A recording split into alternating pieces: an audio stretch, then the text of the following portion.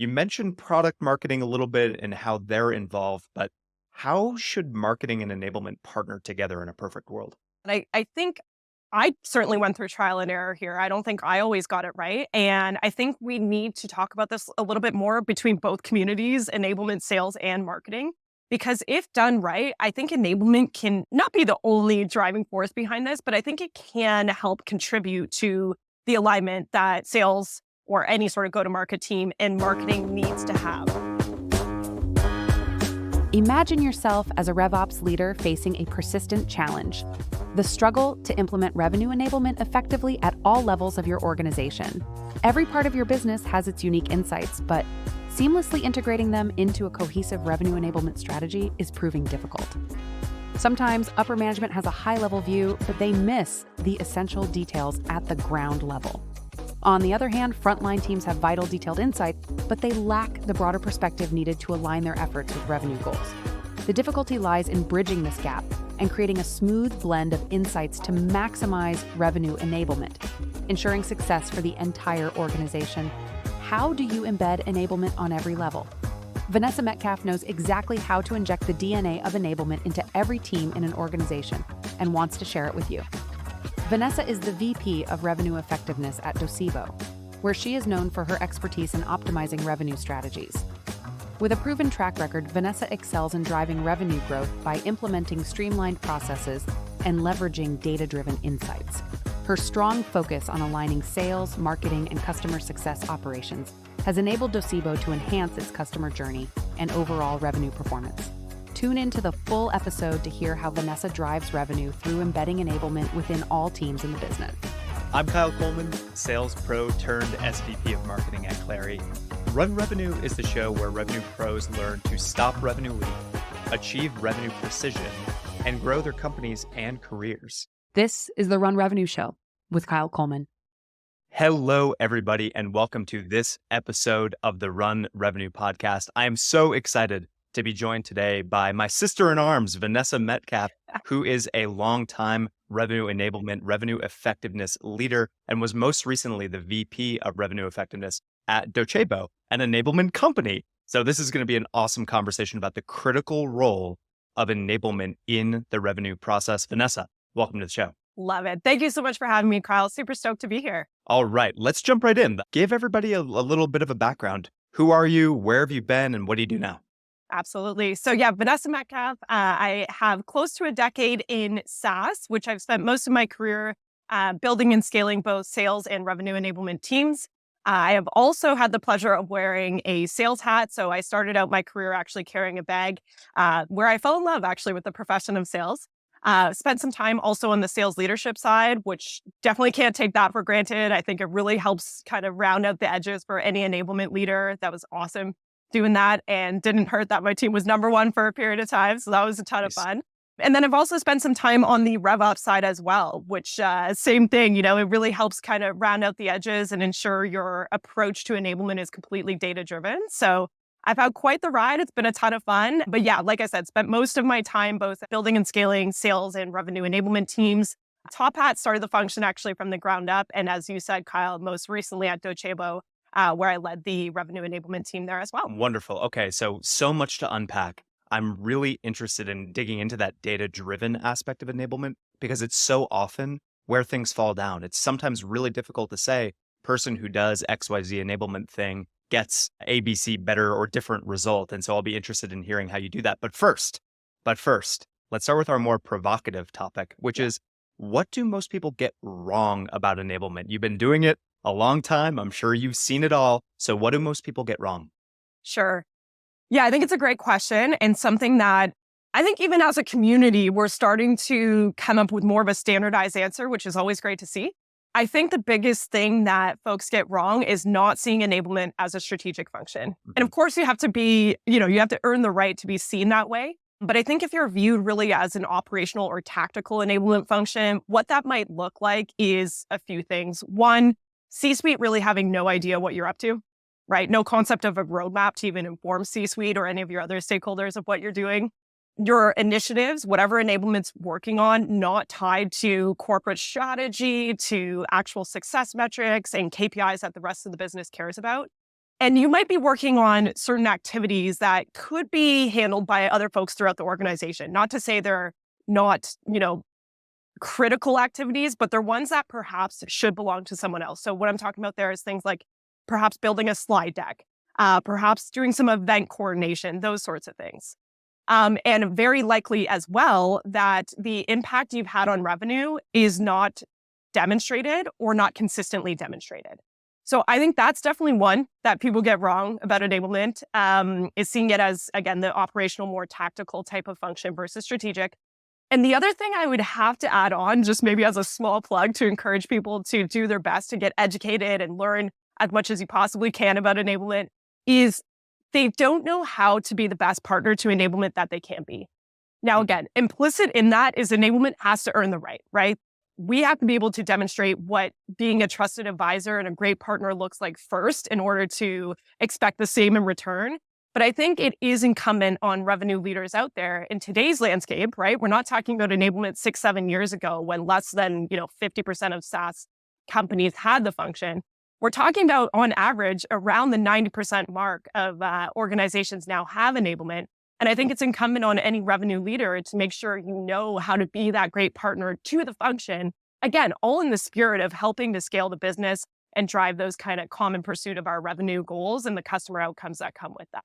It's really well said. And I think what my takeaway here, Vanessa, is that there's this chicken and egg situation where enablement teams need to prove value and need to, as you said, earn the right to have that seat at the table with the revenue leader. But it's hard to get a chance to do that before you do that. So how can enablement people earn this right? What are the steps that the enablement function has to do to not just be a service provider, but to be a true strategic partner with the revenue leadership? Yes. So what does enablement need to do to earn the right? What I would say there is don't put enablement on an island, right? Don't go about this thing on your own. True partnership happens through well-functioning communities.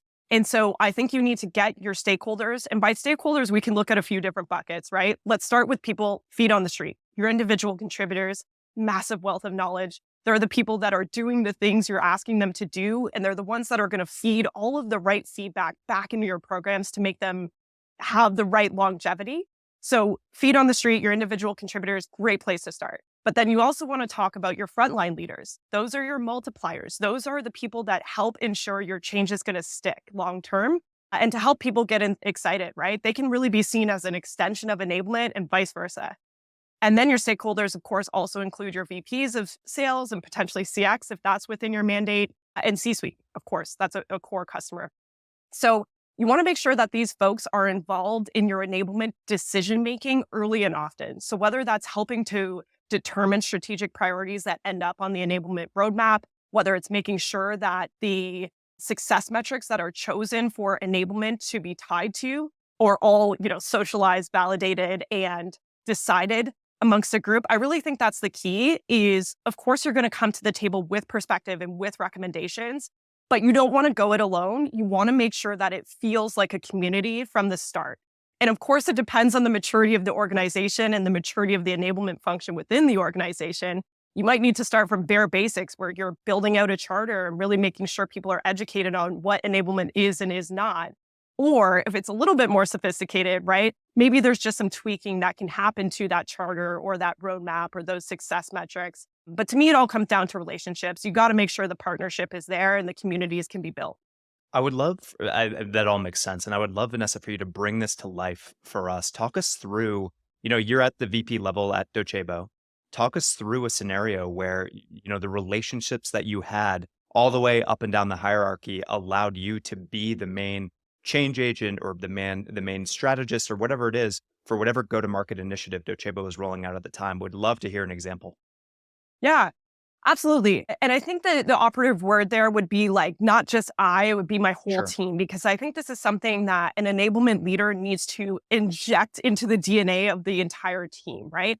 So a couple of examples, I'll give you two. One is stakeholder meetings. And in my opinion, those need to be done at least bi-weekly to make sure the priorities that are on enablement's roadmaps, again, are consistently being socialized and validated with your stakeholders and vice versa. You're collecting feedback from them You're talking about what are we learning from the data? How are the trends going up, down, sideways? We're talking about what are we learning from, if you've got some sort of conversational intelligence tool, what are we learning from the market and our customers, et cetera, right? That's what's spoken about in those ongoing meetings. And if nothing else, it just helps to make sure there's consistent alignment and conversation and you get that feedback wheel kind of cranking. So that's an important one. Another one that I'm always a fan of is standing up enablement advisory boards where you could bring in some C-suite members, even better if you can get them to commit to it, right? I think that's always great. But it's mostly comprised of like players. So feet on the street people in the trenches that you can help run some things by. Maybe there's some pilots that happen out of that group. You can socialize some concepts and really make sure that enablement has the full picture. Because sometimes we think we do. And then when we bring it to an audience, we can get that initial buy-in. But in order to create that substantiated change, right, we need folks that are actually going to be using the new content, the new process, the new tool, the new training, the new methodology. We need them to give us that consistent feedback to make sure that we are iterating and tweaking where necessary. So those are just two things that I've seen work really well in the past. And then, of course, you want to have something similar in terms of checkpoints and consistent alignment to your C-suite folks to make sure that the concept of whatever enablement programs you've got running is always correlated back to ROI and the KPIs that the rest of the business cares about. It's really well said, Vanessa. And a lot of times when people hear enablement, especially revenue leaders and even individual salespeople, it feels like a chore. Like, oh, it's going to be like I'm back in grade school and I'm sitting, Tuesday morning for 90 minutes, get bored to death, falling asleep. And the point of what you just talked about is to avoid that, nip that in the bud by making sure that your leadership is actually bought in on the topics that you're training for.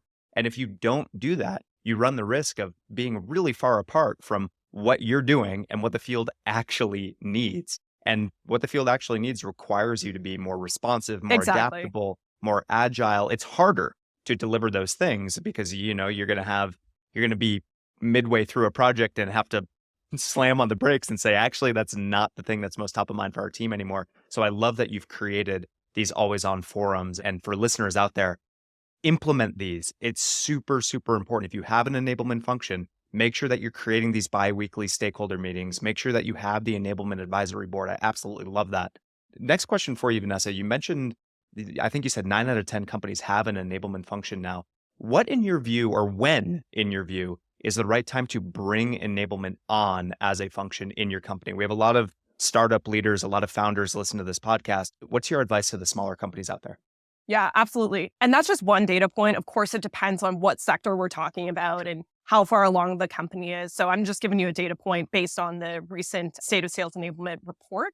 And by the way, I think that's a really exciting metric. I can remember years ago where that metric was under 50%, right? So we have come a very long way. And while there are certain, let's say, things that we all need to keep our eye on, especially in this, economic downturn and the implications that has on enablement functions, there is a lot of positive signals and investment being made back into the enablement function. So lots of things to be excited for. But to answer your question, Kyle, I would say when the tipping point for me is when the burden becomes too heavy for your frontline leaders or your product marketing people or anyone else who is taking on the responsibilities that traditionally would belong to enablement.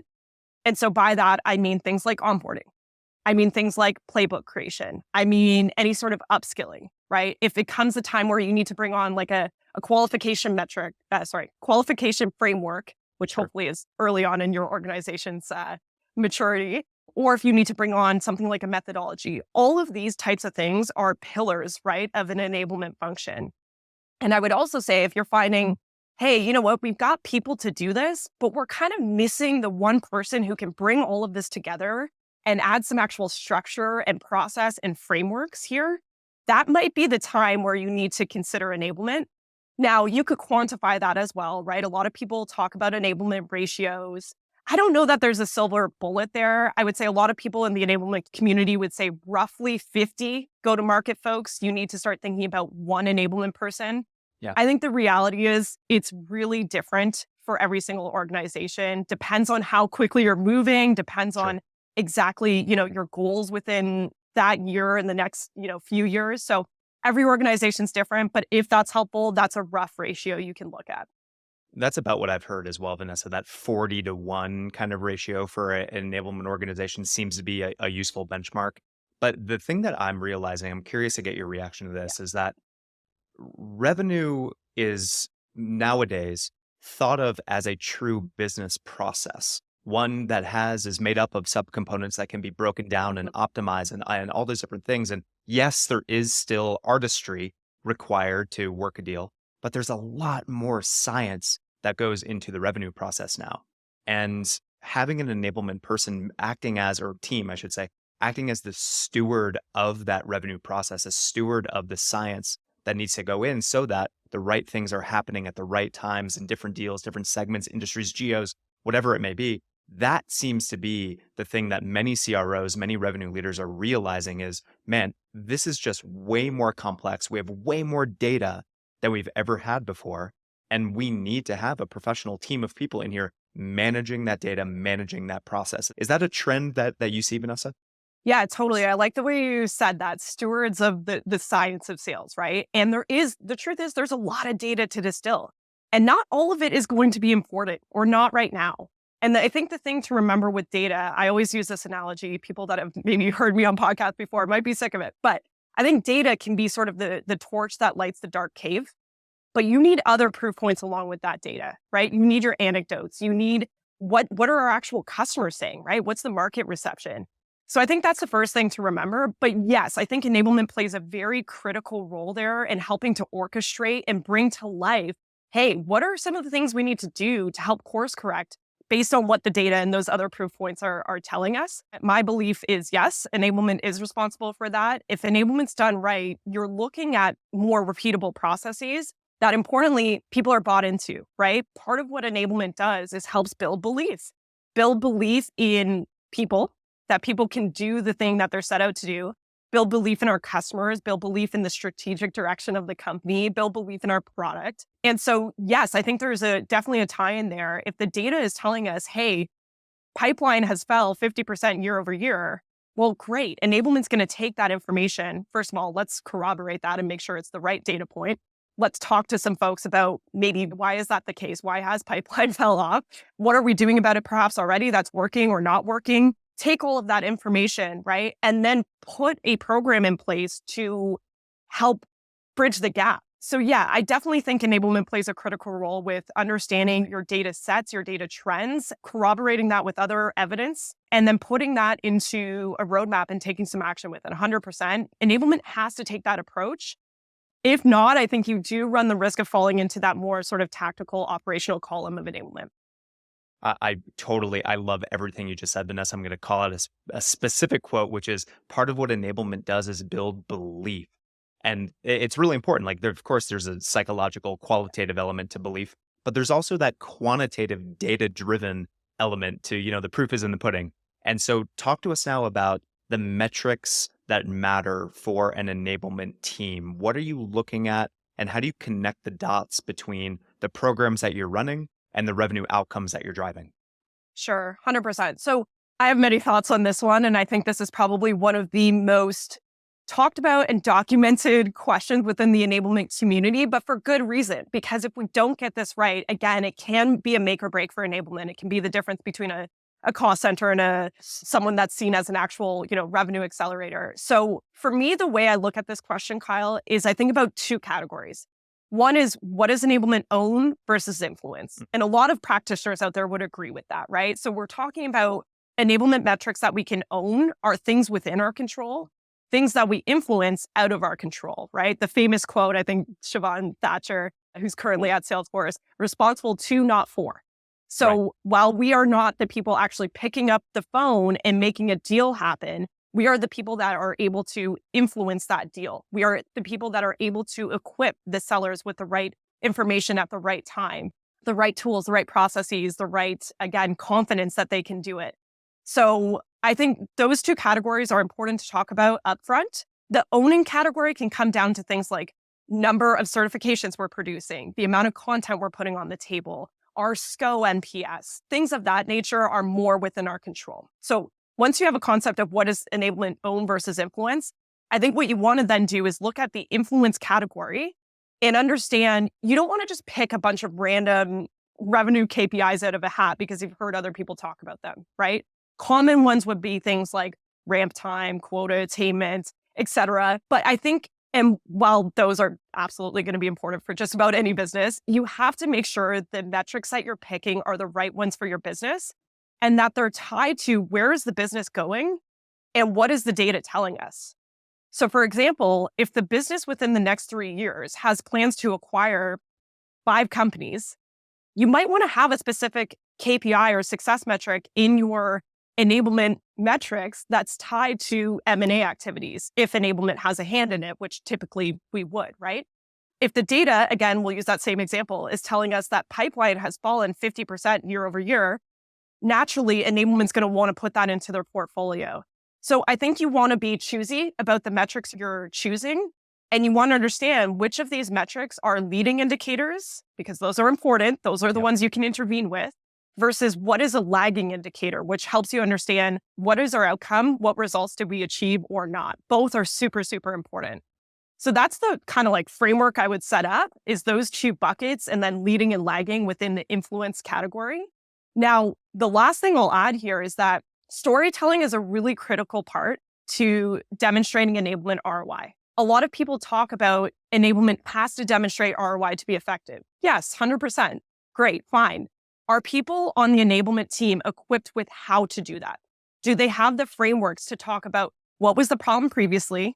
What was the program or solution you put in place to fix it? And what was the before and after of that success metric, right? Something I'm simplifying, but a 3-step process similar to that can really go a long way to equip an enablement team with how to tell the success story behind how they're correlating their enablement programs to that success metric. And that's a repeatable process that if the CRO taps, someone on the enablement team on the shoulder tomorrow, hey, what are you up to, right? What's going on with BDR enablement?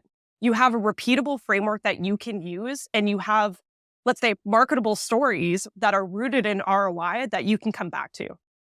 I love that. And again, part of what enablement does is build belief. And that belief, yes, comes in numbers, but you can't just put a spreadsheet in front of somebody and expect them to interpret it, expect them to understand it. You have to provide the scaffolding for the story that goes around it and make sure that you are not like changing the narrative, but making sure that you're communicating effectively. And I love the way you framed it, Vanessa, that before state, the after state goes such a long way to contextualize what we actually did and to, make sure that people understand what success looks like. And it's broader than, the narrow set of metrics that some people maybe over focus on from time to time. So again, I'll ask you, put you on the spot here a little bit, to take us inside a time where you did this. I'm thinking about any specific revenue program that you rolled out at Top Hat or Docebo or anywhere else along the way, and the way that, kind of framed the before story and then communicated the after story. Sure, 100%. Yeah. So the example I was using, I guess I keep coming back to that with pipeline dropping for a reason, because that is a real example. And I don't think that's unique to the organization I was working for, right? We're talking about tech in 22, 23. Obviously, we're all working through an economic downturn, which is having similar implications on a lot of SaaS companies. And so that was the exact example, is that the pipeline we were seeing in fiscal year 21 was much, much different than 22. And we wanted to do something about it. And we wanted to specifically see our AEs participate in pipeline a little bit more from an outbound perspective. We knew that from, the marketing lead funnel, our inbound volume was dropping a little bit. And so we wanted to put some of the onus back on AEs to help distribute the workload while we were working on a variety of different demand generation kind of campaigns and different innovative ways of thinking about demand gen. And so enablement kind of looked at the data, talked to a bunch of reps, talked to a bunch of sales leaders, asked, what's going on here, right? And hey, by the way, when's the last time a sales rep has made a cold call? And in some cases, it had been a little bit of time. And we knew we wanted to do something to boost the confidence and the process and look at the tech stack. Does everyone have what they need to make this happen? We put an aspirational number around how much pipeline we wanted to drive. And then enablement, our task really was to go back to basics. So we took what the data was telling us. We talked to a ton of reps and sales leaders. We put our recommendation around the program in front of a bunch of people to, again, validate and evolve it. And then we put it into place. And what that program looked like, as I said, was really going back to sales basics around how do you prospect? How do you show up into a conversation that is relevant to that buyer to create that hook, to show that you know what their business does, how they make money, you know the pain points of that persona, right? You've got all of that hopefully documented in some sort of account plan or in your CRM. And so we did a lot of some of it was very sales 101 type things, but in the moment that was necessary. That's exactly what the business needed. And I think we're actually going to see a lot of that right now through this economic downturn is going back to sales and CX basics. And that's not anything to be ashamed of, by the way, right? Like we all need check-in points. We need to go back to the root of what makes effective sales and CX best practices consistently. So that's what we put in place. We set up dashboards. So we were fortunate to be able to have all of these baked into our business intelligence tools so we can monitor the progress quarter over quarter. We could break down that progress by geo, by segment, by, like I said, by quarter, by team. And then that way we could understand who are sort of the leaders within this, who is really taking this training, participating in these webinars, maybe even running some of them themselves, and how is that translating into pipeline?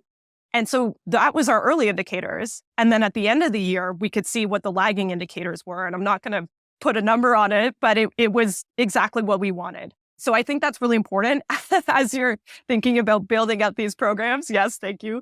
Is make sure that you have the means to actually set up a way to track progress along the way. And again, if you can't always get resources from ops to build a fancy dashboard, perhaps in your BI tool, but make sure you have something. Even if it's manual, it's going to be worth it. You don't want to invest the time, energy, resources of you or your team if you don't have a way to actually track the progress.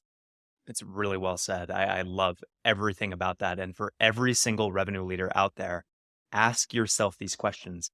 How many cold calls are your AEs actually making right now?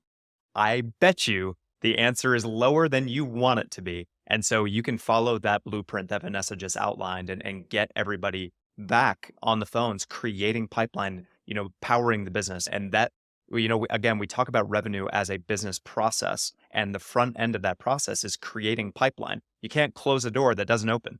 And so you've got to get everybody involved in opening those doors, especially when the macroeconomic environment changes and, the inbound lead funnel maybe isn't what it used to be. And so it's an all hands on deck exercise. So really well said, Vanessa. I do want to switch gears a little bit because we've been talking a lot about how important it is for enablement to be embedded with revenue leadership and the biweekly meetings and the advisory board and all those sorts of things.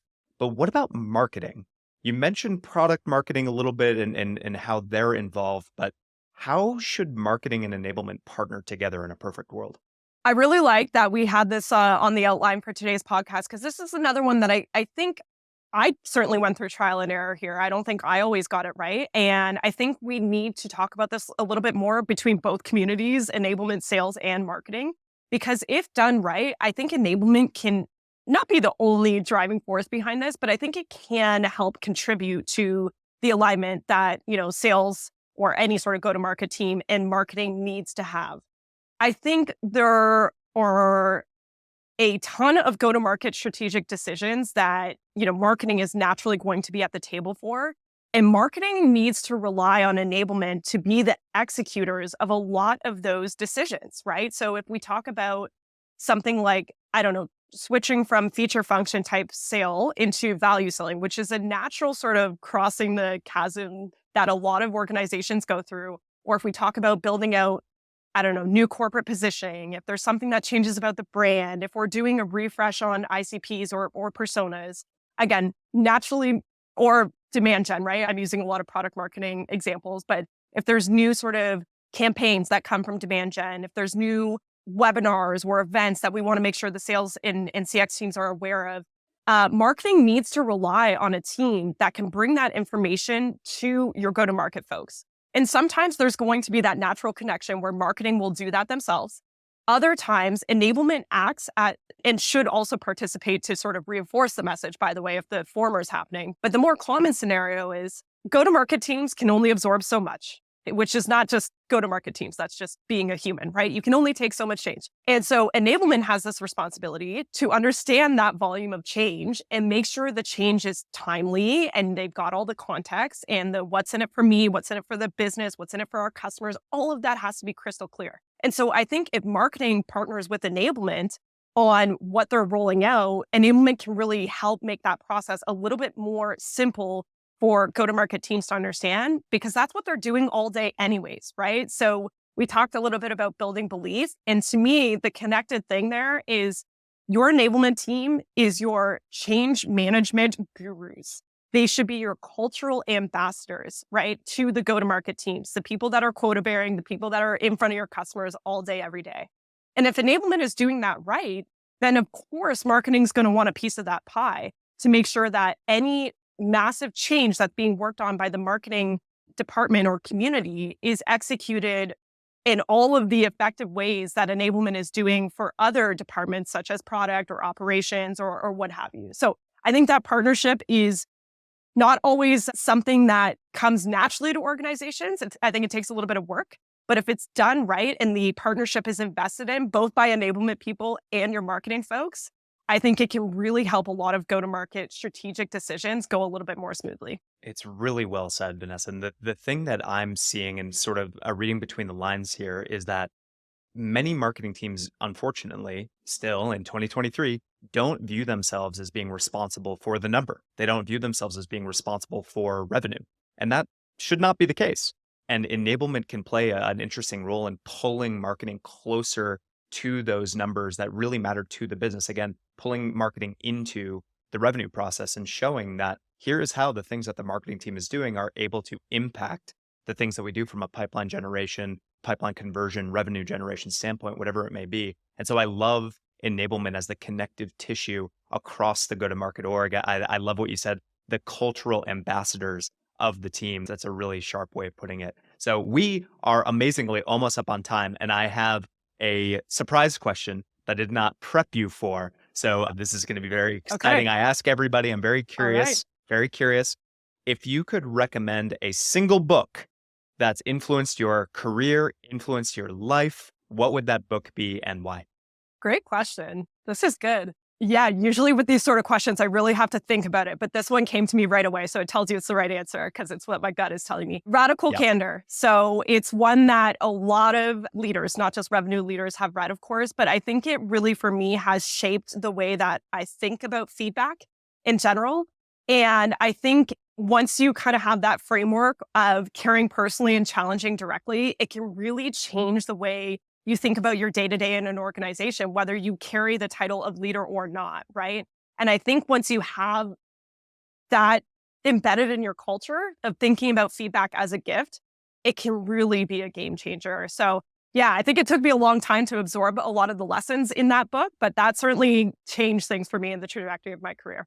I love that answer. It's a top 5 business book for me as well. I've read it every year for the last 5 years. And exactly what you said, Vanessa, it takes a little time to absorb all of the wisdom that's in the book. Because every time I read it, I come away thinking, holy smokes, I'd never thought about before. And it's the 5th time I've read the book. So really, really well said. Vanessa Metcalf, Enablement Pro, thank you so much for the time here today. We really, really enjoyed the conversation. And that is a wrap for this episode of the Run Revenue Show. Thank you, everybody. Don't forget to rate, review, subscribe, tell your friends, family, bribe them, whatever you have to do. Thanks for tuning in, and we'll catch you next week. Amazing. Thanks for having me, Kyle. Don't let what you heard today go to waste. Take 2 minutes to download today's checklist to get your priorities in line for the week. You can find that linked in our show notes. And if you liked what you heard, make sure you give us a 5-star rating and leave a review. We'll be back next Monday with more to help you win your week.